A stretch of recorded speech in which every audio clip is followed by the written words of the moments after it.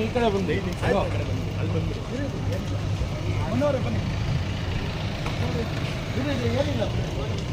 ನಾವೆಲ್ಲ ಅಭಿಮಾನಿಗಳಿದ್ದೀವಿ. ಈಗ ಬಂದು ಹೋಗ್ತಾನೆ ಅದೇ ಮಡೆನೂರು ಮನೋ ಪಾಪ ತಪ್ಪಾಯ್ತು ಈ ಕಡೆ ಬಂದು ಮಡೆನೂರು ಮನೋ ಅಂತ ಅವರು ತಪ್ಪಾಯ್ತು ಅಂತ ನಿಮ್ಮ ಬಗ್ಗೆ ಕೆಟ್ಟದಾಗ ಮಾತಾಡ್ಬಿಟ್ಟಿದ್ದಾರೆ. ಅದೇ ಫಿಲಮ್ ದಣ ಕುಲದಲ್ಲಿ ಕೀಳಿ ಯಾವುದು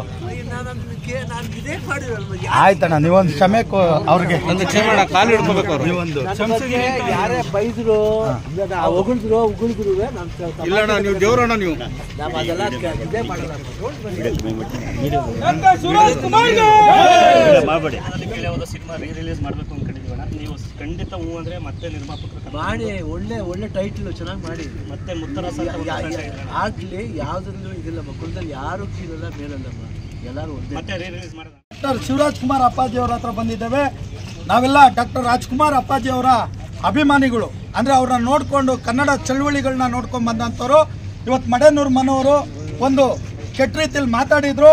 ಅವ್ರಿಗೆ ನಾವು ಬುದ್ಧಿವಾದ ಹೇಳಿ ಈ ರೀತಿ ಮಾತಾಡಬಾರ್ದು. ಯಾಕಂದರೆ ಶಿವರಾಜ್ ಕುಮಾರ್ ಅಪ್ಪಾಜಿ ಅವ್ರು ನಿಜವಾಗ್ಲೂ ನಾನು ಹೇಳ್ಬೇಕಂದ್ರೆ ಭಾಳಷ್ಟು ಈ ನಾಡಿಗೆ ಕೊಟ್ಟಂಥ ಅವ್ರ ಕುಟುಂಬ, ರಾಜ್ಕುಮಾರ್ ಅವ್ರ ಕುಟುಂಬ ಕೊಟ್ಟಂಥ ಕೊಡುಗೆ ಯಾರೂ ಕೊಟ್ಟಿಲ್ಲ. ಈ ನಾಡಿಗೆ ಏನಾದರೂ ಕನ್ನಡ ಉಳಿದಿದೆ ಅಂದರೆ ಅದು ಡಾಕ್ಟರ್ ರಾಜ್ಕುಮಾರ್ ಅಪ್ಪಾಜಿ ಅವರ ಒಂದು ಕೊಡುಗೆ.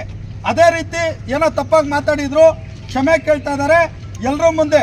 ಯಾಕೆ ಅಂದರೆ ನಾನು ಮಾತಾಡಬಾರ್ದಾಗಿತ್ತು, ಅವರು ಬೆಳಿಬೇಕು ಅನ್ನೋ ಆಸೆ ಇಟ್ಕೊಂಡಿದ್ದಾರೆ. ಅಣ್ಣ ಶಿವಣ್ಣ ಅವರೇ, ನೀವು ದಯವಿಟ್ಟು ಕ್ಷಮಿಸಿ.